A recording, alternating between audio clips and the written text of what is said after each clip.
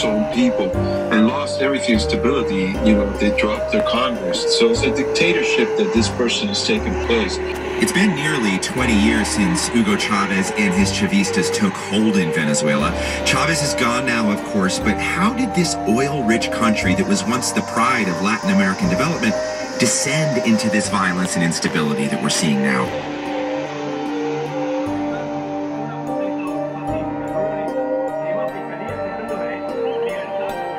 Don't want to see it continue and people die daily on the streets.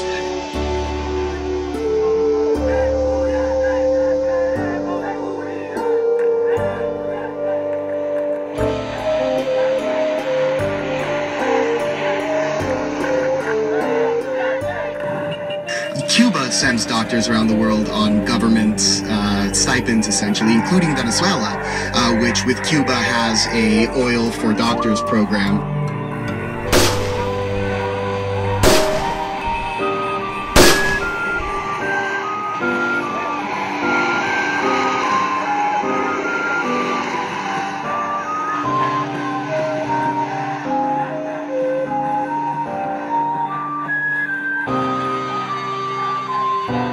Can't go to a grocery store and buy a simple meal for their family or the medicines they need for their children.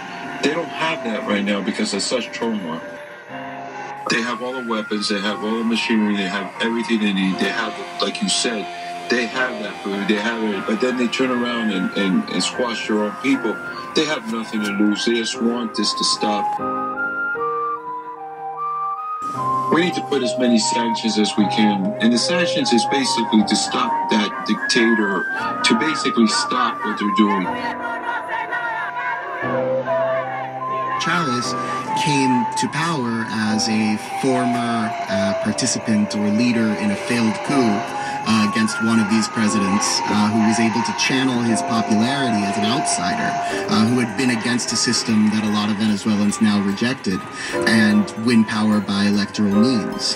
He came in with very large promises that he wasn't able to keep initially, but as oil rose in price, more money started coming into Venezuela than ever had before.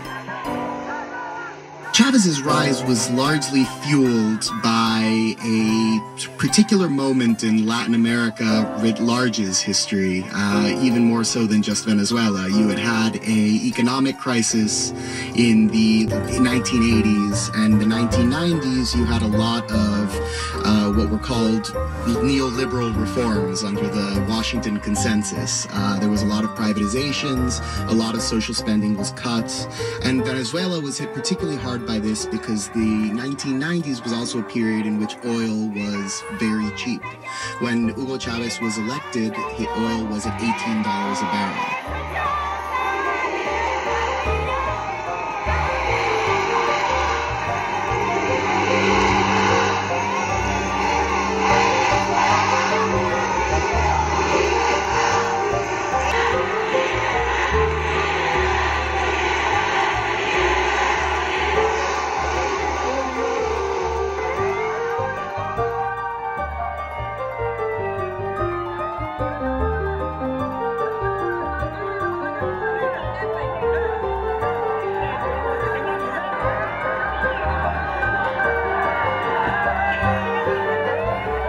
This crisis is probably not quite at its apogee, but it's not too far away, and a transition will come in the near to mid-future. When it does, that generation of educated Venezuelans who now have foreign connections, foreign capital, can be a real bedrock to helping the Venezuelan economy recover and potentially diversify it away from oil. Las circunstancias están dadas para que Venezuela dé un gran paso hacia adelante. Ese gran paso no será dado sino en la medida en que tengamos conciencia de nosotros mismos como país. Y en la medida en que acudamos a nuestra historia para saber de dónde venimos y sintamos un apoyo para saber hacia dónde nos vamos a dedicar. Para esto